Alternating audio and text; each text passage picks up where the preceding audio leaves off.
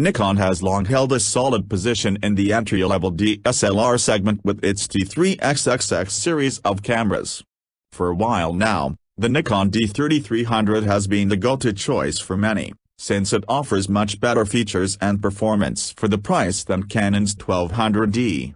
Canon's rebuttal arrived last year in the form of the 1300D, which added Wi-Fi connectivity for your smart devices.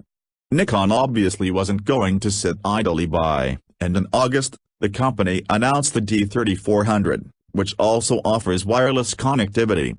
But how much of an upgrade is it from its predecessor? And should current owners of the D3300 consider upgrading? Let's find out. Nikon D3400 design and build. The Nikon D3400 shares the exact dimensions as its predecessor at 445 grams, it is lighter. The plastic body is well put together and the camera has a reassuring grip when you hold it. Button layout is also the same as on the previous model.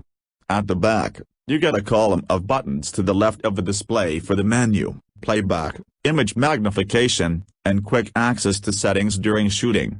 The right of the display has buttons for live view, deleting files, switching between drive modes, and navigation. There's an AL/FL toggle just beside the command dial, for locking the exposure or focus.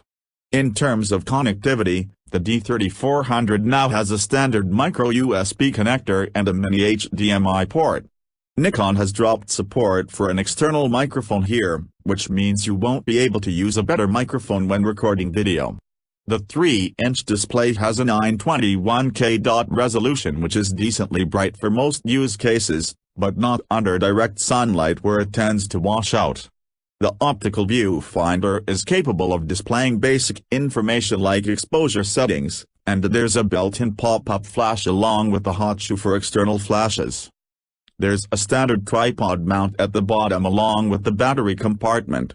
The SD card slot is on the right. We have a FN button on the front of the camera which is customizable.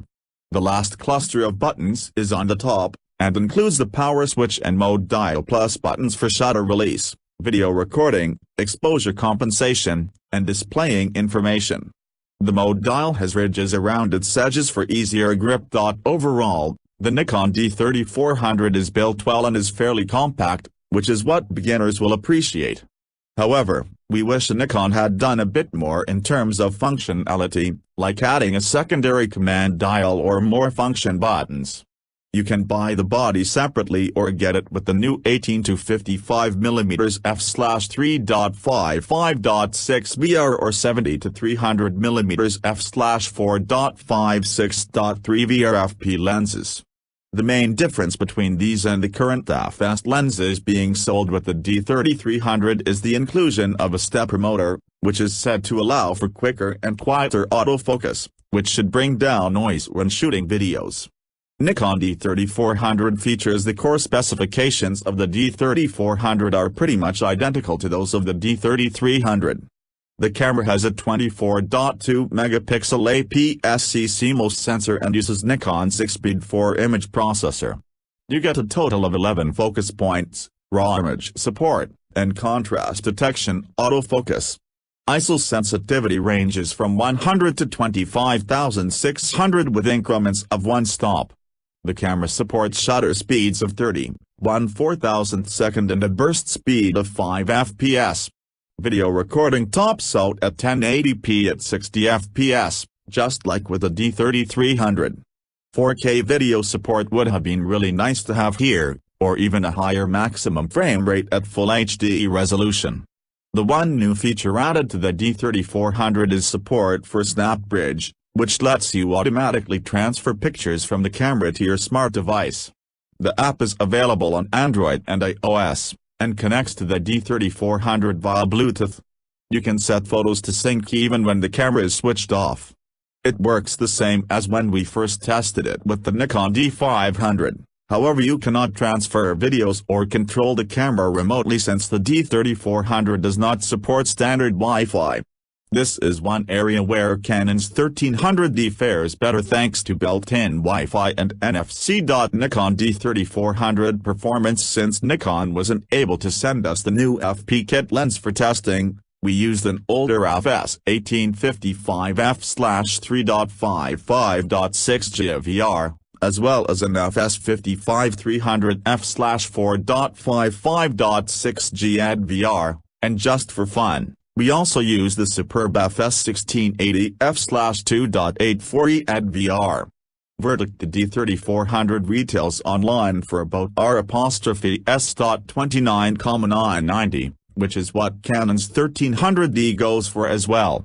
Between the two companies, Nikon has the stronger product at this price, both in terms of performance and features.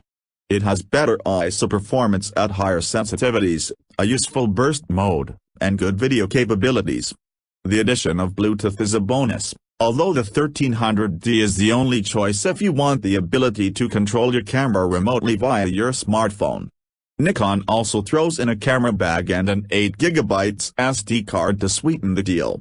Right now, it makes sense to buy the D3400 over the D3300, as for a bit more money, you get wireless connectivity and a quieter lens. Unless the D3300 falls drastically in price, you're better off with the newer model. Current owners of the D3300 have no real reason to upgrade, as there isn't much to gain in terms of image or video performance.